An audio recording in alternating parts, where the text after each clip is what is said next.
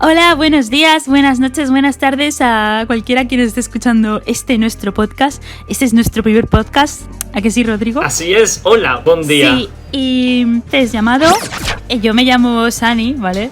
Hola, tengo 21 años, estudio Bellas Artes y...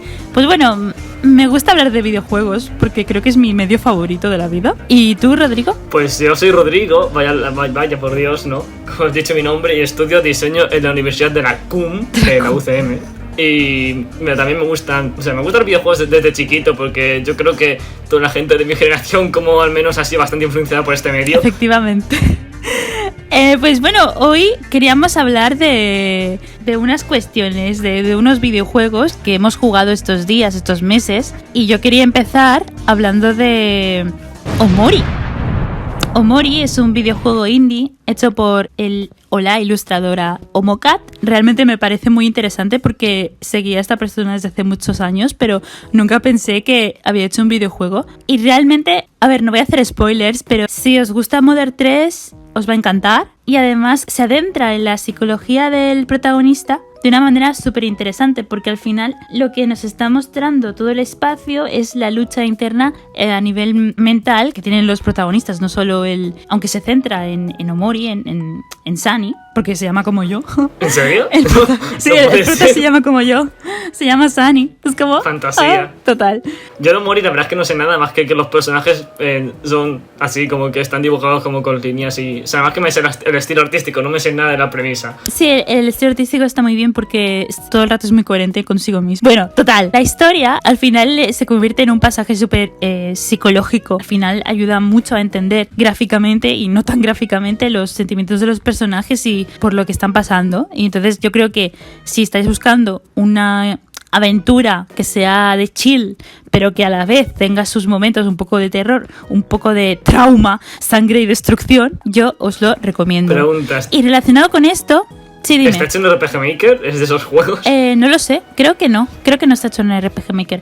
Parece como que eso, de los juegos que están hechos en RPG Maker, que siempre tienen una especie de trauma, o sea, como que pueden ser super monos y pueden como que ser profundos, siempre van a tener ese twist tenebroso. Bueno, al final es lo que tienen los juegos indies, ¿no? Realmente, o sea, es un medio que ayuda bastante a las personas a desfogarse y a expresarse. Entonces, muchas veces lo que necesita deshacerse de ciertos pensamientos y ciertas cosas y temas como la salud mental, la depresión, el suicidio. Bueno, tiene un montón de trigger warnings. Yo, si sois personas sensibles, os recomiendo que os veáis la lista eterna de trigger warnings que tiene Omori, porque tiene tela, pero es muy guay. O sea, realmente me gustó bastante. Y relacionado a esto, en febrero o así jugué a Catherine, ¿vale? Que ya es de Atlus.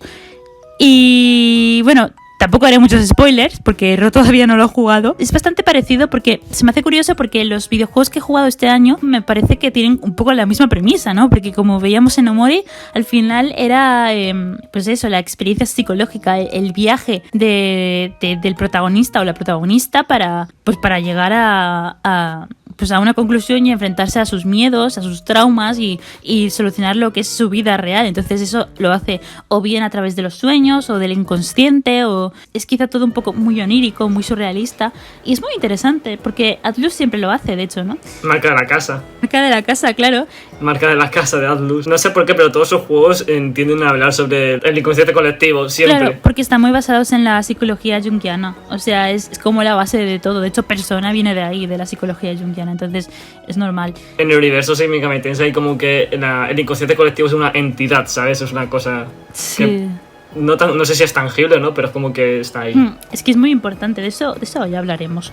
Bueno, Catherine, esto, por si alguien no lo conoce, pues es un videojuego que me pareció súper guay, porque aparte de que es corto, porque yo desde aquí mando una solicitud, no sé a quién, una solicitud mundial de que los videojuegos no duren más de 20 horas. Yo lo siento mucho, porque... Videojuegos Johnson. Videojuegos cortitos, por favor. Es que yo no tengo tanto tiempo como para estar 100 horas con un videojuego, gracias. Bueno, después de este... Also tú, voy a rejugarme Persona 3, va a ser increíble. Quería rejugar Persona 3, pero es que no sé, no he tenido el valor, pero lo haré en algún momento, no os preocupéis. Pero sí, o sea, realmente prefiero los juegos más cortitos. Y de hecho el Catherine me llevó creo que 12 horas, 11 horas, estuvo muy bien, la verdad.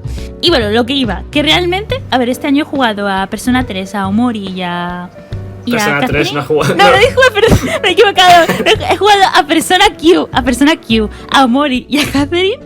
Y realmente los tres tienen la misma premisa. Y es que, como he dicho antes, en Omori, que es un viaje por lo psicológico y de esto colectivo y todo eso, ¿vale? Para enfrentarse a un trauma. En este caso, en Catherine, tenemos a un protagonista que no se ve capaz de enfrentarse a la adultez y a las responsabilidades de una relación, no solo amorosa, sino también de amistad. Lo que hace siempre es huir, ¿no? Entonces, al final, lo que te está representando el juego es, pues, es esa huida hacia adelante y el no enfrentarse a los miedos y el cómo puedes enfrentarse a los miedos y cómo el protagonista se relaciona con los otros personajes y cómo aprende de ellos, ¿no? Entonces, al final, es muy interesante porque esto lo puedo también enlazar con Persona Q, y es que a pesar de que es un juego que me ha llevado muchas horas, y es que no esta parte porque, ay Dios, al final yo hasta como solo quiero terminar este juego, es una pena porque es un juego muy bueno, porque a pesar de que normalmente se lo infravalora porque es un spin-off de Persona, tiene mucho valor por sí mismo y realmente no pierde valor y no pierde originalidad y su autenticidad por ser un spin-off, porque es un juego totalmente individual. Entonces,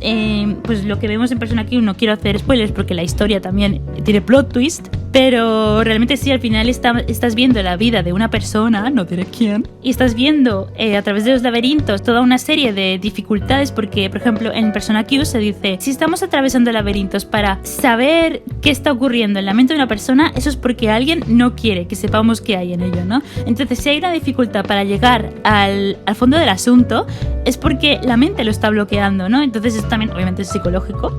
Y eso en Omori también se ve, porque al final todos son dungeons, todos son, por ejemplo, cuando se meten dentro de la ballena esa grande y se los traga una y otra vez, que eso también se ve en las 1000 caras del héroe, ¿vale? Que el momento en el que se está dentro, bueno, no sé si me estoy enredando mucho, pero el momento en el que el personaje, el héroe, el protagonista está dentro de una ballena, como en Pinocho, por ejemplo, significa que está en lo más interior de su mente, ¿no? Entonces, eso pasa en Omori.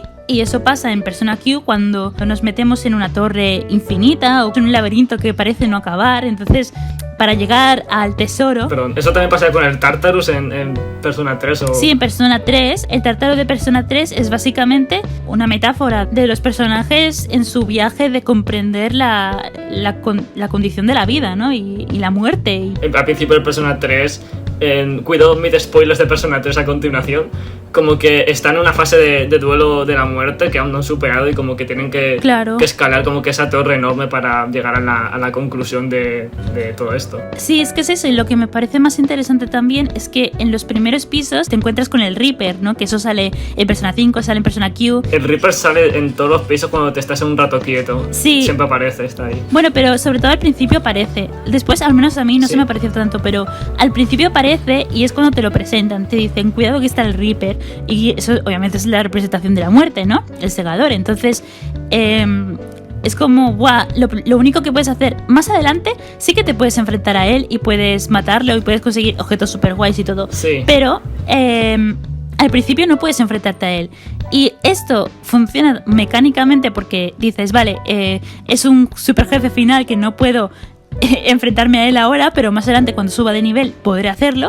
Pero también tiene su significado narrativo, y es que los personajes al principio de la torre, al principio de su viaje y hacia la comprensión, no pueden enfrentarse a la muerte, a un concepto tan grande como la muerte y tan poderoso como la muerte, y tan esencial, porque no están preparados para ellos, porque no son lo suficientemente fuertes. Entonces, al principio, en el piso 5, lo único que puedes hacer es huir, es negar ese hecho. De hecho, me parece muy gracioso eso, que nada más que puedes huir de la muerte, tipo, si no miro no está, y nada más que puedes escapar y subir. Sí. Es que tal cual, y hasta que ya tú eres lo suficientemente fuerte como para enfrentarte a ello, ¿sabes? Entonces cuando ya eres fuerte, pues bueno, ya en plan ya te apropias de ello, ya lo entiendes y todo, bueno. Y no sé, me parece súper interesante porque, bueno, estos tres juegos que he dicho al final, lo repito de nuevo, Omori, Catherine y Persona Q, al final tienen la misma base, que son personajes haciendo un viaje hacia una comprensión de algo. Y es muy chulo. De estos tres juegos, a pesar de que os vais a extrañar, el que más recomiendo es Persona Q. Es el juego más largo, a veces se hace muy pesado. Si no has jugado a Persona 3 y a Persona 4, igual no te hace tanta gracia, pero la historia de por sí lo vale un montón. O sea, de verdad, es súper guay.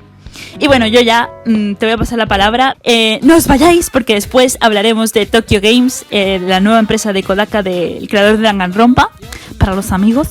Así que bueno, ahora nos va a hablar Ro de los juegos que ha jugado él y después pasamos a la otra sección. Dale.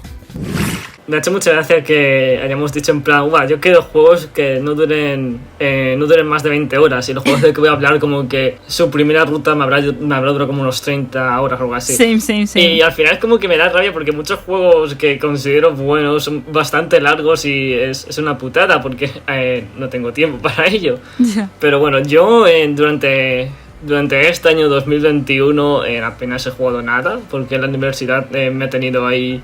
Hola, y yo, hola, y eso. Pero sí que he jugado algo. He jugado a la duología de Shin Megami Tensei 4, es decir, el 4 y el 4 Apocalypse. ¿Hay 2 juegos? Sí, son 2 juegos.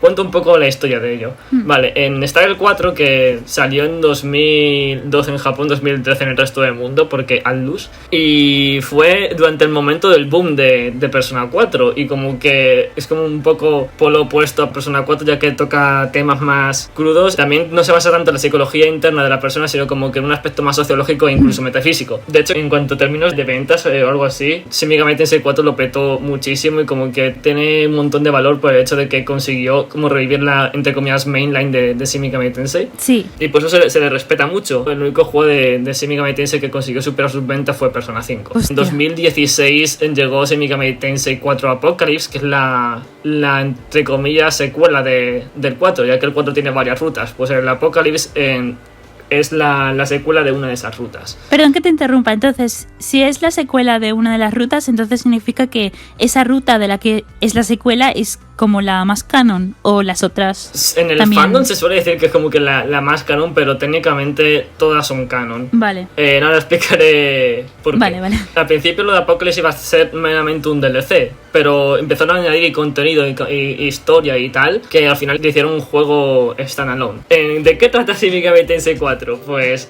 tú eres un señor, el nombre canónico es Flynn, pero puedes ponerle Rodrigo si quieres. Mi protagonista favorito, yo. Llegas con tu amigo Isakara a la capital of the Eastern Kingdom of Mikado. Se llama Mikado. Sí, Mikado, como las chuches. Es muy mono, sí. Y allí como vienes con tu amigo a hacer lo que es el rito de pasaje, que no me sale, como está en inglés no me salen las palabras en español, como vas a hacer una prueba para convertirte en samurái. Y en sí como que este juego va mucho de contrastes. Cuando tú llegas a hacer la prueba de samurái en un reino de un aspecto medieval alemán de Inglaterra, o sea, europeo, cuando te van a hacer la prueba lo que te hacen es ponerte un chisme tecnológico en el brazo. O sea, como que están combinando muchísimas cosas, pero que hacen que peguen de una forma muy interesante. Y esto lo único que hace es como que al principio, no voy a hacer mucho spoiler de lo que viene después, porque tiene muchos twist, siempre te está dando cosas nuevas, tiene algo que decir. Me parece muy bueno de esta forma de presentar, porque más allá de decir, mira, soy un señor aquí viviendo en esta aldea medieval, es como que, ¿por qué de chisme tecnológico? ¿Por qué nos llamamos samuráis? ¿Qué son estas armas? ¿Por qué hay demonios en esta cueva? O sea, está todo muy bien explicado, en plan, justificado, en un sentido de construcción de mundo, ¿verdad? Exacto, o sea, la construcción de mundo como que sabe hacerte las preguntas, sabe darte las respuestas. Perfecto. Y si te quedas sin respuestas, que el 4 normal por sí ya te da las respuestas, pero si quieres indagar más en lo que es el world building, el Apocalypse lo hace genial, porque para eso creo que un poco sirvió el Apocalypse, aparte de para indagar más en el world building y también para meter otras cosas que hablaré después y tal. En la dirección artística como que yo tengo una cosa aquí que me duele mucho, es que muchos de los juegos que me gustan, por ejemplo, tú has hablado de Persona Q, yo hablo de los Shin Megami Tensei 4, que los dos están en 3DS, pues me duele de todo el corazón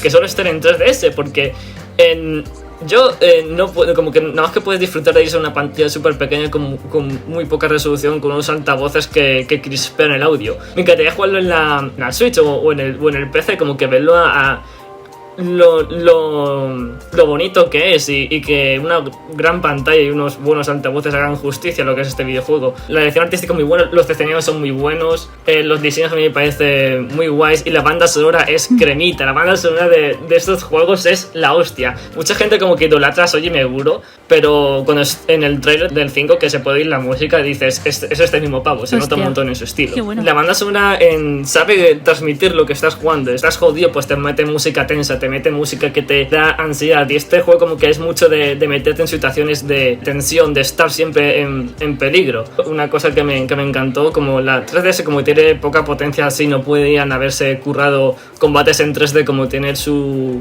entrega como que es Nocturne. Hicieron lo que hacían tradicionalmente Shin Megami Tensei, que es hacer peleas con sprites.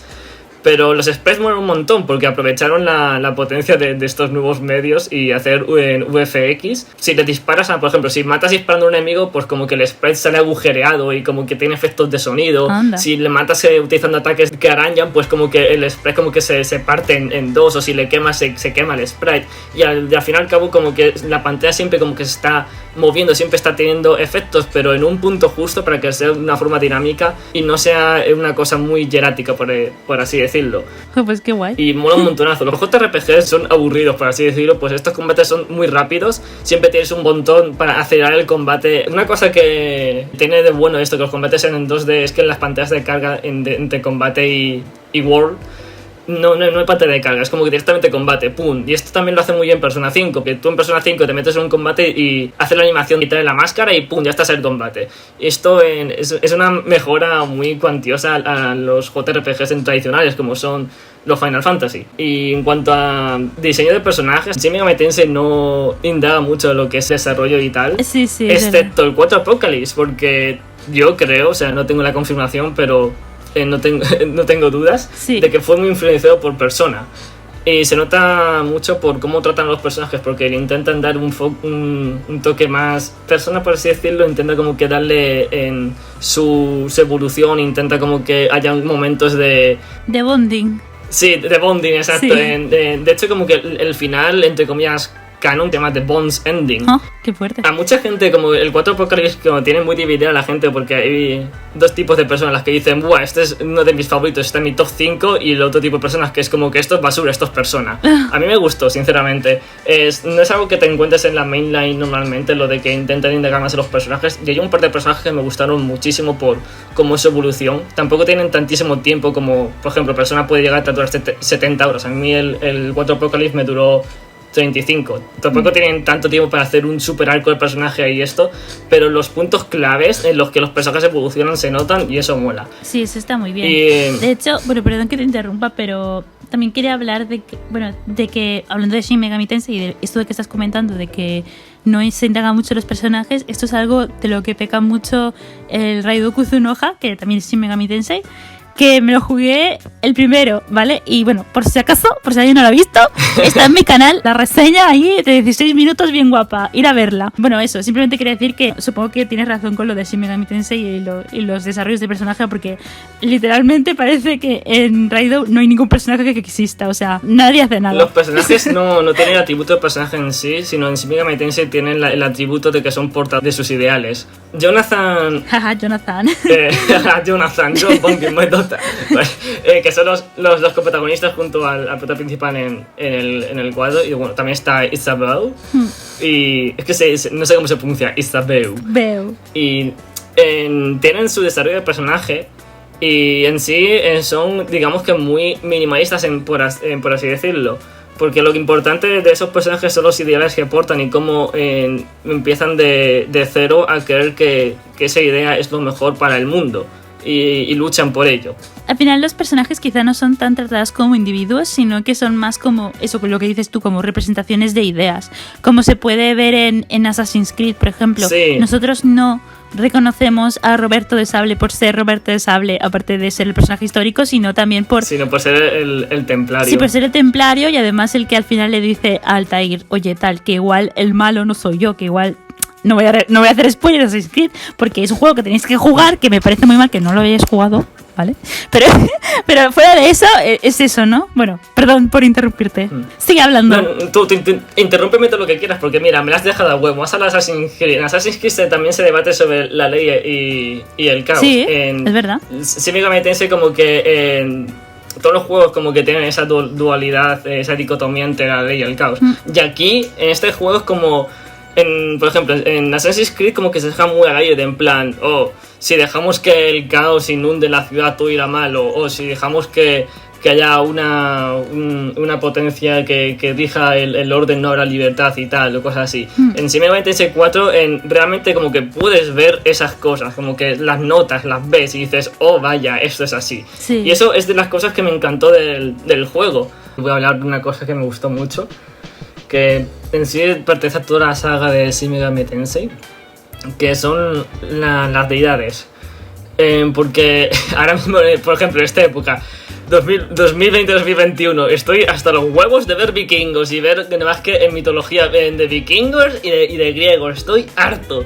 Pero por eso me gusta mucho Shin Megami Tensei, porque meto un montón de deidades de diferentes religiones, y ni siquiera también aparte de deidades, sino cosas folclóricas. Por ejemplo, curiosidad, esto se lo conté a Sani otro día. Hay un demonio que se llama Garrote, que es un señor en una silla siendo torturado. Ese hace referencia al método de tortura y ejecución española que era el garroteville. Y me parece muy guay, me hizo muchísima ilusión ver a eso, porque al fin y al cabo es mi cultura y es muy guay. También hay demonios y dioses. Mi cultura de la tortura. Cultura de tortura, sí. Mesoamericanos, tipo, no sé, Quetzalcóatl o algo, o cosas así. Sí, es verdad. Y me parece muy guay, porque, no sé, es al final como la historia del mundo. Sí. Y una cosa que...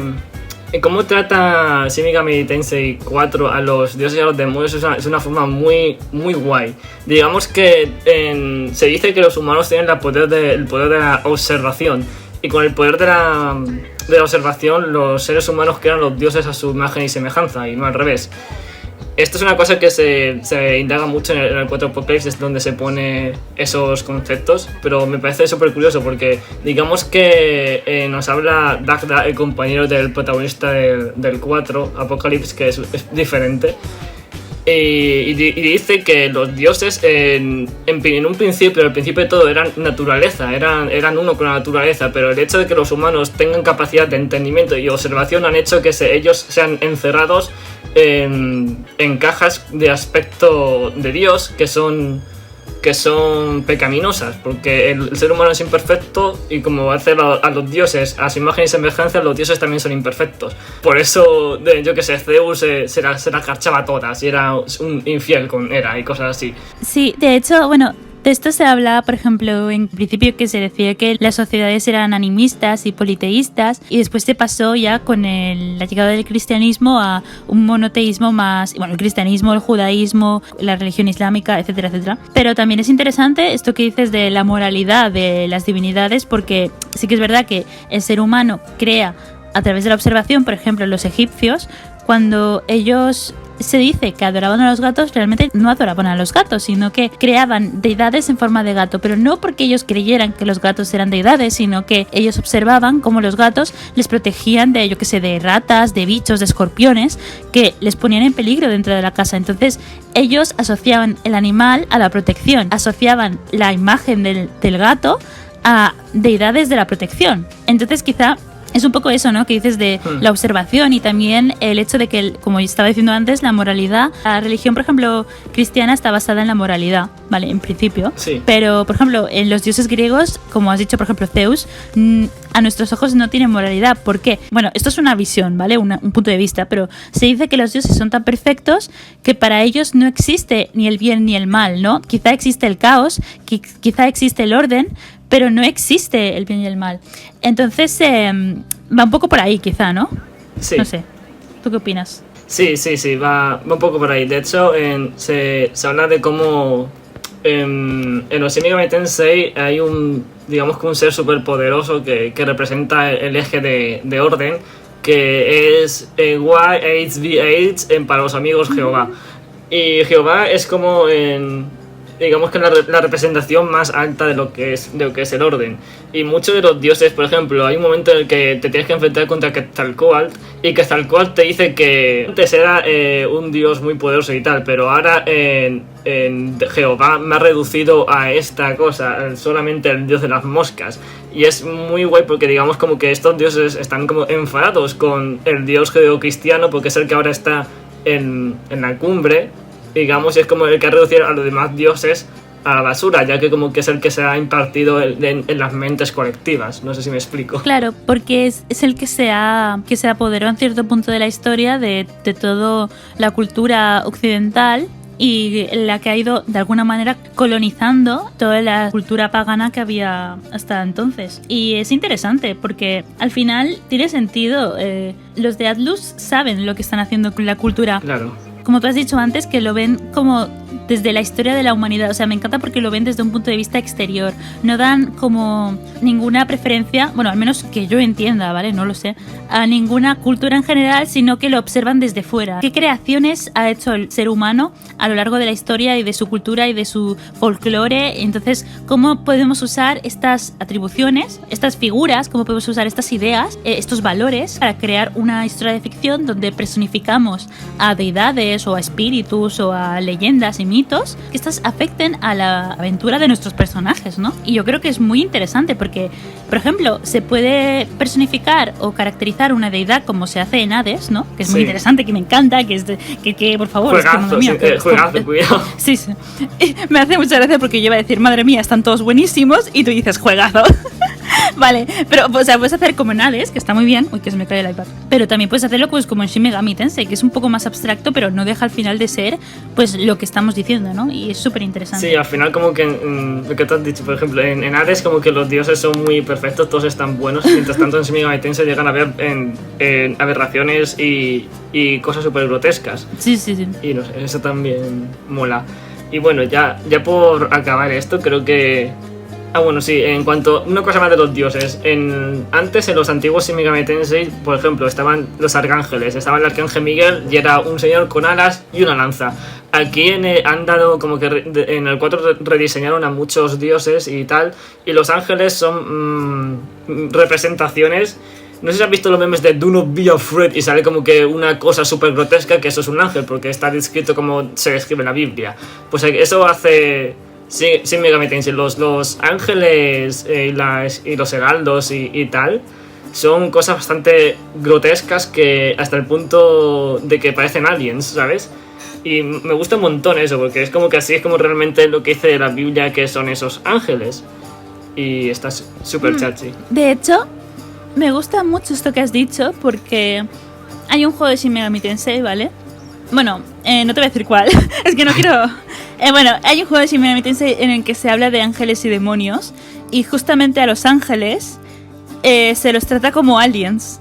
En plan, como que los ángeles son seres que vinieron de fuera de la tierra, ¿no? Y que traen el bien y la bondad. Entonces, sí, al final, los demonios viven en la tierra. Entonces, no podemos dejar de ver lo que estábamos diciendo, la simbología, la metáfora. El mal está en la tierra. El ser humano tiende al pecado, por así decirlo, si hablamos en términos judeocristianos. Tiende al pecado, pero arriba del todo, en el cielo, está lo inalcanzable, que es la perfección de la bondad y la belleza y al final el orden, ¿no? Entonces, claro. Se presentan estas dualidades que se pueden entender como maniqueístas, pero al final es cómo funciona el ser humano, ¿no? Entonces, entre uno y otro siempre hay una escala de grises que al final hace todo muy interesante, ¿no? Bueno, no sé. Sí. Con lo de los aliens, hay una cosa súper curiosa en el 4 y el 4 Podcast, es que la música de voz del jefe que representa, por ejemplo, el orden, es una música que está como que tan distorsionada y es tan angelical que hasta llega al punto de que parece algo alien. Mientras tanto que la música del jefe que representa el caos es algo tan primitivo. Y eso mola un montón, otra vez enlazando con la banda sonora. Sí, está bien. Es que al final, yo creo que Shin Megami Tensei tiene mucho, en plan, ya por la simple premisa que creo que tenía en el principio, que era simplemente la negociación con demonios. Al final estás hablando con creaciones del ser humano y al final del inconsciente colectivo, ¿no? Entonces, ¿qué significa eso para las personas? ¿Qué significa eso para no solo a nivel individual, sino también en sociedad? ¿Qué significan esos símbolos, esas imágenes, esos sonidos, ¿no? Esos valores? Ya por la simple premisa, siempre Shin Megami Tensei nos va a presentar temas interesantes y yo creo que vale mucho la pena si la persona que nos está escuchando, si nos sigue escuchando, porque llevamos todo el rato hablando de Shin Megami, porque es súper guay, o sea, lo sentimos. Sí, es que te he hablado sin spoilers y quise hablar con spoilers, me quedo aquí hasta mañana. Yo. O sea, sea, imagínate, es que realmente de Shin Megami Tensei se puede hablar mucho. E insisto, tengo un análisis de Raido Kuzunoha, que también es Shin Megami Tensei, en mi canal, ir a verlo. Bueno, ya. Ya por último, de verdad, voy a hablar un poco sobre el diseño gráfico de estos dos juegos. Dale. Hay una cosa que me encantan de los videojuegos y es el HUD. Y el diseño gráfico de los mismos, de esto. Y en la 3DS es algo que... como tienen dos pantallas, siempre tienen que hacer triquiñuelas para ver qué hacen para meter el HUD, porque normalmente como que en un videojuego estándar puedes poner el HUD como ponen los demás en juegos, puedes poner la gorrita arriba a la izquierda y yo que sé, los botones abajo a la derecha. Aquí el Flynn, el protagonista, le ponen un cachivache en el brazo y ese cachivache actúa como en in-game, es como que tu HUD, o sea, como que te está enlazando narrativamente mecánicamente el HUD con algo narrativo, como es ese brazalete. Cuando tú tocas la pantalla inferior, que viene a ser el brazalete, es como él lo vería. Y me encanta. Tiene un diseño gráfico que es muy de Kechibache. ¿Como retrofuturista? Sí, eso, retrofuturista, exacto. Otra vez no sé cómo lo hace, pero todo pega. Nice. Y ya está, ya me cae la boca. No, pero es interesante porque, por ejemplo, eso que has dicho, lo de que parece que es como lo que él está viendo, eso también se hace en Pokémon. Si no recuerdo mal, en el diamante, cuando te ponías el reloj, en plan, no sé si era en el diamante o más adelante, que es como que lo que veías tú. En Dead Space el HUD está integrado también en el juego. Por ejemplo, la barra de vida se ve en la espalda del protagonista, porque el protagonista tiene una armadura y como que en donde la parte de su columna vertebral como que tiene unas lucecitas y cuando le hacen daño se van apagando. Que si tú quieres abrir el menú, pues lo que hace el protagonista es como con su pistola o algo así, hace una pantalla holográfica y tú desde su hombro ves la pantalla. Y está muy guay. Guau, pues es súper guay. También me recuerda un poco a la interfaz de Somnium Files, porque el protagonista tiene un ojo robótico, ¿vale? Y el menú es lo que ve cuando activa su ojo robótico. Y está súper guay, o sea, mola un montón cuando juegan con este tipo de triquiñuelas para el diseño y tal. Y parte en sí como que el diseño gráfico es bastante cohesivo todo, menos una tipografía es una tipografía que nada más que sale en una palabra, que es la de complete cuando completas una misión, que es horrible, no pega nada, ya está, ya me callo. Tenías que decirlo, es horrible. Tenía que decir. ¿Es en cuál juego? ¿En un Shin Megami? Sí, en el 4 normal. Ay, Dios. Es que, a ver, yo no puedo ver estas cosas porque estoy estudiando Bellas Artes, ¿vale? Yo me fijo más en la parte más cultural y en la parte más estética y los colores y las composiciones y tal. Pero, joder, o sea, entiendo cuando ves algo que dices, madre mía, ¿quién ha dicho que sí? Sí, que en plan, exacto, ¿quién os ha dejado hacer esto? Despedir a gente. Fue el becario seguro. Total. Pero en cuanto a términos de diseño gráfico es muy cohesivo todo, en todo tiene su sentido, utiliza la paleta que utiliza de una forma muy correcta. Y oye, pues con ganas de ver cómo lo van a hacer en cuanto a diseño con el Shin Megami Tensei 5, que hoy ya estaban las reservas, pero se han agotado. Sí, se han agotado. Justamente estaba hablando de eso antes. Vale, pasamos al siguiente bloque. Y bueno, después de esta tremenda demostración de las fuentes de los videojuegos, procedo a hablar sobre una empresa que me causa bastante curiosidad. Fue fundada por Kodaka y por Uchikoshi, ¿vale?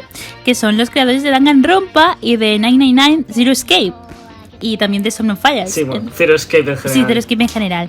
Entonces, obviamente también en la empresa creo que hay 7 miembros, ¿vale? Que es el que hace la música, los que programan y hacen dibujo. Obviamente colaboran con más gente, pero en general son ellos. Supongo que subcontratarán estudios y tal. Sí que subcontratan estudios. Bueno, pues ellos, al parecer, Kodaka se fue de Spike Chunsoft y fundó su empresa y nos trajo el año pasado, en verano, nos trajo su primer proyecto, el primer proyecto escrito por él, de Tokyo Games, que se llama Death Come True. Lo jugué el año pasado, no sé si tú lo has jugado, Ro. ¿Qué va? No he jugado nada de Tokyo Games. Vale, pues si quieres te lo dejo.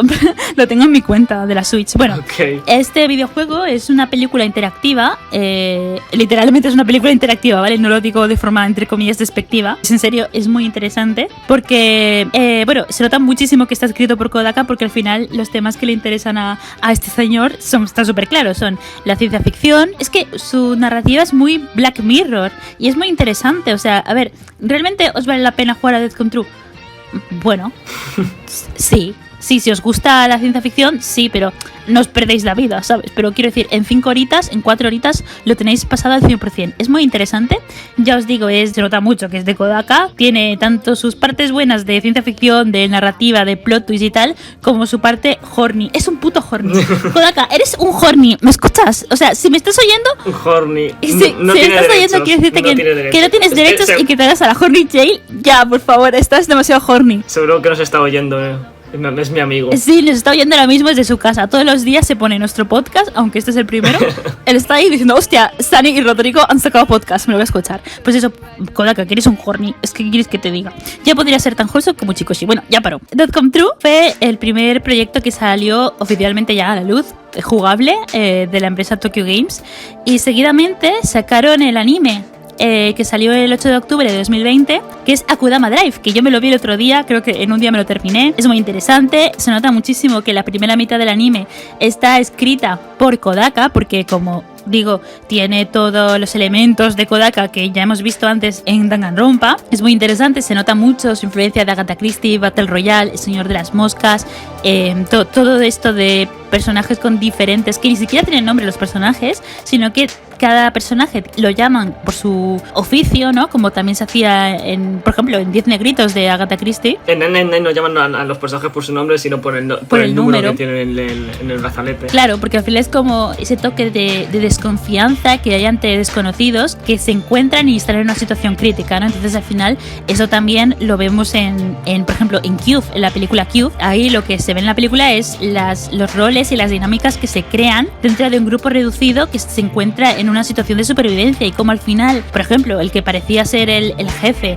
se vuelve el villano y los que parecían más débiles al final resulta que pueden salir adelante, y cómo lo que plantea esa película es toda una relación de poderes y de quién tira más. Bueno, vale, eso es Cube, ¿vale? Pero Kodaka plantea algo parecido, pero ¿qué hacen tantos personajes pintorescos juntos en una misión y cómo lo van a solucionar y cómo saldrán de esta y a dónde nos lleva? Porque al final en sus historias siempre encontramos un giro más bien trascendental, más bien a lo grande. Nos presenta problemáticas que quizá ellos no podrían haber solucionado de haberlo podido evitar, cosa que no pudieron evitar. Total, esta primera parte se nota un montón que está escrita por Kodaka. La segunda ya se nota un montón que está escrita por Uchikoshi, no solo por el cambio de look de la protagonista, porque se parece bastante a la chica del creo que era del Zero Time Dilemma, o no sé, el primero de la 3DS de 999, de Zero Escape. Virtual Last Reward se parece un montón. O sea, la primera... Fai. Sí, en la primera... La chica del pelo blanco, sí, en la primera parte se parece un montón a Chiaki, y en la segunda parte la protagonista se parece un montón a Fai, porque se corta el pelo. O sea, y está muy bien porque se nota mucho el cambio. Por ejemplo, en la primera parte, lo repito otra vez, Kodaka, eres un puto horny. Al chico del pelo blanco, que es un psicópata, ¿cómo le gusta Kodaka? ¿Cómo le gusta que le pisen? Es que le encanta, tío.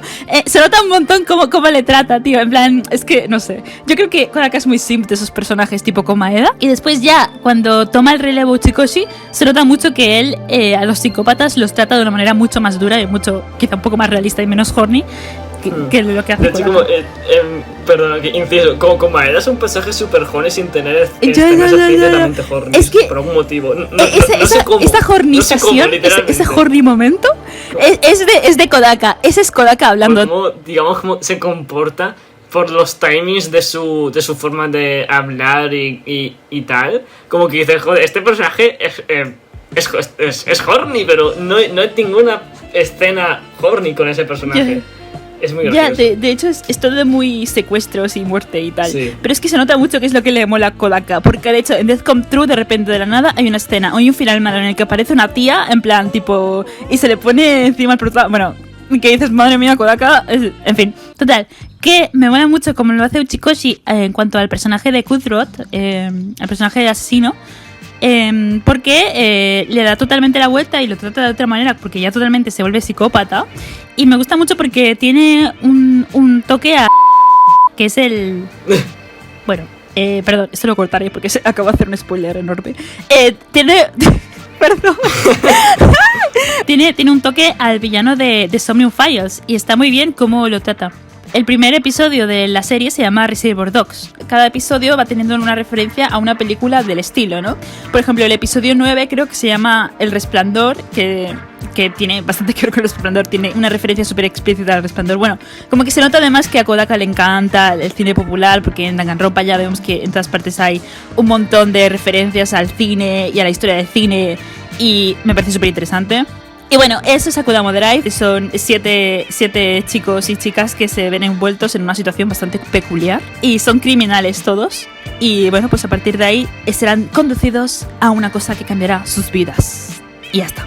Vale, el siguiente proyecto, y ya paró, porque son 4 proyectos, uno que no ha salido y el tercero que salió hace poco en Occidente, es World Ends Club, que lo estoy jugando, lo estoy disfrutando mucho. Sí que es verdad que este está más enfocado a un público quizá un poco más infantil, más joven, se nota, pero es disfrutable igualmente, porque se nota que es Kodaka y se nota que Uchikoshi también creo que ha metido ahí en la mano un montón, porque la historia y simplemente la premisa de personajes pintorescos que se encuentran en una situación y que qué está pasando, que no sabemos nada, en plan, y que al final hay un plot twist ahí súper extraño y súper guay, es que ya se nota que esto lo ha hecho Kodaka. Yo lo recomiendo, sí, jueguen World Ends Club. Yo tengo pendiente. Y ya está. Y el próximo proyecto, que aún no se sabe cuándo lo van a sacar, que se rumorea que puede ser un juego de móvil, porque la empresa con la que están colaborando es una empresa que se especializa en juegos de móvil. Aunque no se sabe, se ve muy bien el tráiler, se ve muy guay. Yo espero que sea un juego de Switch. Yo espero que sea también un juego de Switch, porque odio jugar en móvil. Sí, same. Y bueno, básicamente eso sería Tokyo Games. Yo creo que es una empresa, creo que es una desarrolladora, no sé cómo decirlo. Ellos se definen a ellos mismos como una empresa con la misión de cambiar la percepción de la realidad para todos aquellos con los que entran en contacto, y que pues para eso ellos crean ficción, ¿no? Que eso también en Danganronpa se ve muy bien. De hecho, el concepto de realidad-ficción se ve mucho en el arte japonés, porque está muy vinculado a todo lo que son proyecciones, hologramas, todo lo que es pues la filosofía que podemos encontrar en Matrix, por ejemplo. Me parece, es un tema que a mí personalmente la carrera es el que más trabajo, me parece súper interesante. Las inteligencias artificiales, la posverdad, la hiperrealidad, todos estos conceptos al final yo creo que son fruto de nuestro tiempo, y que esta empresa no solo está reivindicando todo esto de la realidad y la ficción, sino también el propio Japón, que por eso se llama Tokyo Games. Yo creo que es un nombre bastante acertado, y que pues que en sus obras representan pues lo que más conocen, ¿no? Pues eso, su país, Japón, las ciudades, el ambiente, la cultura, todo eso es a lo que ellos pues aspiran, y pues y llegan también al público occidental, claro, pues haciendo referencias a la cultura popular occidental, pero también reivindican mucho pues el sitio donde están. Y me parece súper interesante y es súper guay. Es como, menudos artistazos que sois, de verdad, os como los pies. Vale, ya está. Termino Tokyo Games. Lo que estábamos... Siguiente bloque, lo que estábamos... Es que está mi perra, que tiene miedo porque está tronando y tal, y está en mi habitación en plan haciendo sonidos de perra. Pobre, no te preocupes.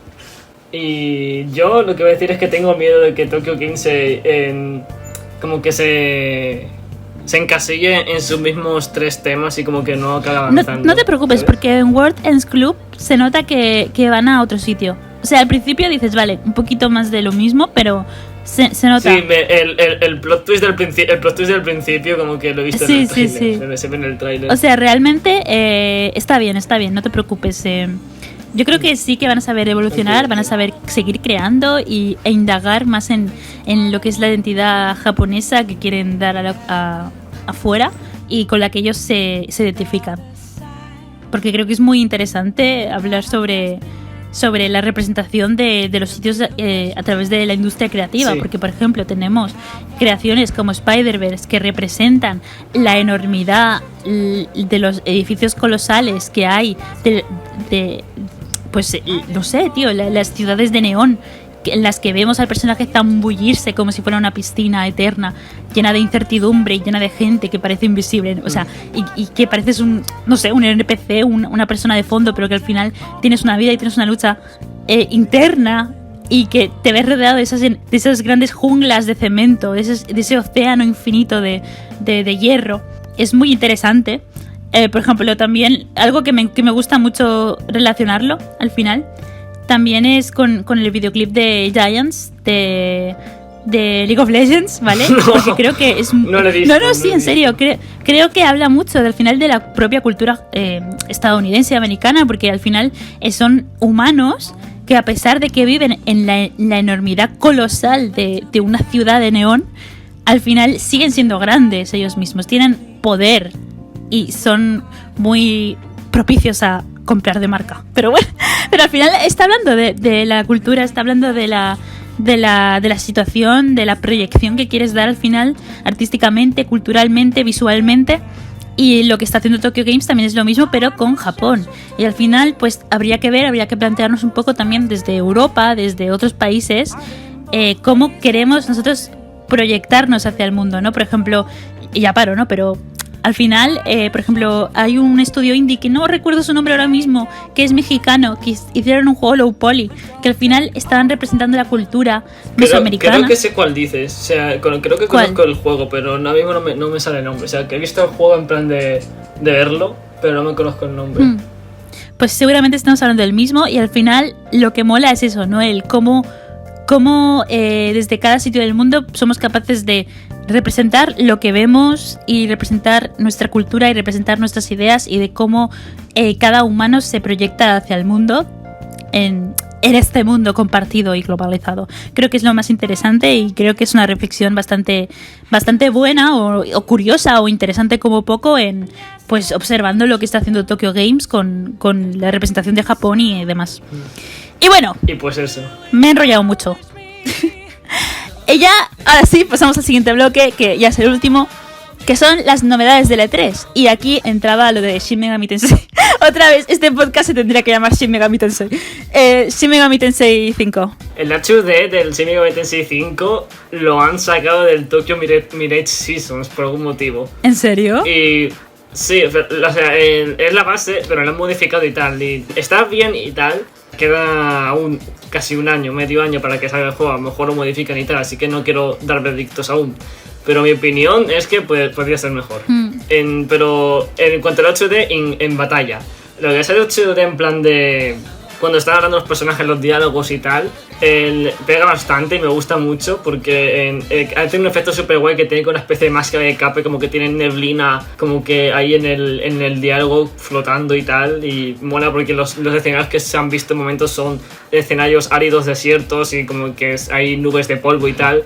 Muy apocalíptico todo y guay. Y bueno, me iba a reservar la edición super especial de Shin Megami Tensei 5, pero os hago todo en menos de 10 minutos porque ha aparecido los bots chinos y los bots rusos que han dicho comprar y me han dejado sin juegos. Vamos a especular. Exacto, especulación bastante triste. Y en sí en Shin Megami Tensei 5 parece que va a honrar bastante al 3. Una cosa que hizo el Shin Megami Tensei 4 Apocalypse es que el protagonista como que se ve enlazado con un pacto con un dios y una deidad, y como que juntos van haciendo sus mierdas. Mientras tanto, en el Nocturne como que el protagonista es el semi oscuro. En la página web del Shin Megami Tensei 5 como que te pone una premisa de tú eres el Naobino, que eres mitad, no sé qué, mitad humano, mitad demonio, y vas haciendo cosas y tienes que encontrar una forma de reconstruir el mundo y tal, que es como un poco la premisa del Shin Megami Tensei Nocturne: ayudar a alguien o no ayudar a nadie, o ayudar a Lucifer a reconstruir el mundo, porque tú solo no puedes reconstruirlo porque eres un demonio. Y eso. Bueno, pero es interesante, ¿no? Sí, es muy interesante. Yo tengo muchas expectativas del juego en sí. Y bueno, ya en el apartado visual me parece maravilloso Sí. Y el diseño de personajes me parece súper cookie. De hecho, bueno, sí que es verdad que cuando vi el diseño en cuanto a HUD, me pareció, a ver, quizá un poco entre comillas, ¿vale? A ver, salvando las distancias, me pareció un poco soso porque, claro, yo viniendo de Persona 5, que ya sé que a pesar de que es Atlus, el equipo de Persona en principio es distinto al de Shin Megami, pero, joder, habiendo hecho un juego que ha marcado tanto en cuanto a diseño como Persona 5, que hasta el punto de influenciar al menú de Smash Bros, al anterior, al anterior, no sé si se habrán quedado con algo, pero es como, bueno, pues podrían haberlo hecho un poco algo más dinámico, ¿no? Pero bueno, en general se ve bien. Yo creo que lo van a petar. O sea, yo espero... Se ve bien. El protagonista va a provocar la mitad de ventas del juego, estoy seguro. Literalmente, solo quiero jugar el Shin Megami Tensei 5 por el protagonista. Es que no sé, pero bueno. Es que me parece súper cookie, pero... Es súper cookie, su stylist. Sí, o sea, pestañitas. O sea, literalmente pones a un personaje masculino con pestañitas y ya está, más comprado. Como, ¿cuánto quieres? ¿Sabes el meme ese de...? Lo pondré por pantalla, ¿vale? Bueno, no sé si... Bueno, yo lo pondré. El meme este del tío haciendo "What is this?" y haciendo con la tarjeta de crédito así en plan de pa. Sí. Soy yo literalmente. Con el Shin Megami Tensei ha ocurrido una twinficación. El señor del 4 normal como que es un adulto joven normal. Después el del 4 Apocalypse es más twink y el del 5 es super twink, ¿sabes? Y como que en cada uno como que les crecen las pestañas estas en los ojos. Claro, es que al final me gusta mucho. es lo que vende. Nanase, que es el del 4 Apocalypse, también me gusta su diseño. Y bueno, sí, no quiero volver a bueno. empezar a hablar de Shin Megami Tensei 4 porque no paro otro día. Es que no paramos. Es que Shin Megami Tensei da tanto de que hablar, tío. Da tanto de que hablar. O sea, te iba a hablar ya sobre los diseños en plan a fondo de los personajes y tal. Vale, pues al final me hace gracia porque lo que nos ha llamado principalmente la atención del E3 es Shin Megami Tensei, como no podía ser de otra manera. Exacto. Pero a mí una de las cosas que me ha gustado y me ha complacido altamente ver ha sido el anuncio de Daikeku Tenseiban, es decir, Ace Attorney Chronicles para los que no son whips, ¿vale? Daikeku Tenseiban, DGS, de toda la vida. O sea, qué bien, ya lo van a sacar. Abogado gritó en el pasado. Era lo que dije yo, abogado motivado, aventura en el juzgado, esta vez en el pasado. Ese es el título canon para España. No lo va a sacar en España, pero, Sí. pero va a salir en Switch. Estoy muy emocionada porque es como mi juego favorito de la vida. O sea, literalmente me encanta, me hace muy feliz. De eso dices con todos los videojuegos, Sani. Literalmente, o sea, si tú me dices Danganronpa V3, Persona 3, Daikeku Tenseiban y Assassin's Creed 1, yo te digo, sí, es mi videojuego favorito. En plan, es que depende de cuál hablemos, te diré, ese es mi videojuego favorito. Es que me encanta porque es súper guay. O sea, DGS me hace muy feliz.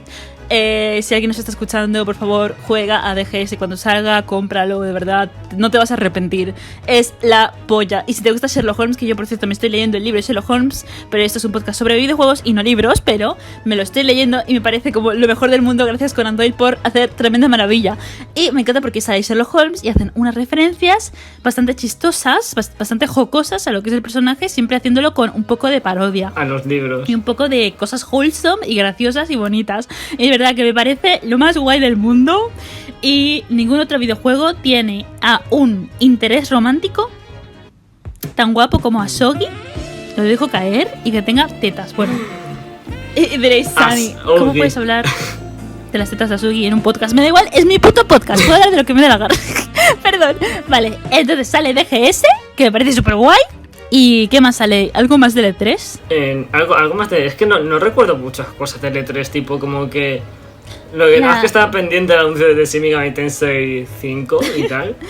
Pues, yo vi la conferencia de Netflix, me parece que van a sacar una animación súper chula de del Far Samurai Cry. ese. No sé. Sí, de Far Cry. Sí, de Far Cry. Es que en Far Cry como que salió Far Cry 3 y tiempo después salió un DLC en standalone que era Far Cry 3 Blood Dragon, que tiene una estética así súper de neon y es muy autoconsciente de sí mismo y es un juego muy de risa. Tipo, el tutorial te dice, pulsa A para correr. Correr es como andar, pero más rápido. es muy de ese tipo de coñas. Qué guay, qué guay. Y está guay. Pues lo mola todo. Y yo me quedé con eso, pues con la animación, con Shin Megami, con Splatoon 3 un poco, si lo van a sacar. Bueno, Splatoon 3 del año pasado, Sani. Hostia, pensaba que lo habían dicho. Bueno, pero pues... sí, Splatoon 3 yo también quiero jugar. Me hace mucha gracia porque cuando salió Splatoon 3 fue cuando se anunció en Shin Megami Tensei 5 y como que dijeron, oh mira, es Shin Megami Tensei 5 y sale Splatoon 3 en el desierto, es enorme y me hace mucha gracia. Fue súper guay, Y bueno, eso que... Bueno, también el Breath of the Wild 2, que no he terminado el Breath of the Wild 1, así que ni siquiera he visto el tráiler del 2 porque me agobio. Porque digo, no me va a dar tiempo de terminarlo. Hay muchas teorías. Yo no he terminado el Breath of the Wild 1, no me hagan spoilers, amigos. Y no sé qué otro más juego me llamó la atención, es que no lo sé, había muchos juegos. Bueno, que ha estado muy guay. Shin Megami Tensei. Conclusión del podcast Shin Megami. Nice. Conclusión. Play real Shin Megami Tensei. Bueno, no sé si quieres añadir algo más o vamos cerrando. Estoy pensando en alguna tontería que decir, pero no se me ocurre ninguna tontería. Sí, lo mismo digo. jugad Shin Megami Tensei, jugad al Rey de Kuzunoha, veos mi vídeo de YouTube, leed Sherlock Holmes y sed muy felices. Nosotros, bueno, yo soy Sani, esta pesada con la que estoy hablando es Rodrigo. Di algo, Rodrigo. Hola. ¿Cómo que hola? Si nos vamos ya. Hola, algo. ¿Cómo que hola si nos vamos ya? Bueno, adiós. Adiós. No Pues, sé. es Rodrigo. Bye bye. Somos estudiantes de universidad. Sí, Estamos en vacaciones ahora mismo. Así que bueno, ese ha sido nuestro primer podcast. Gracias por estar ahí.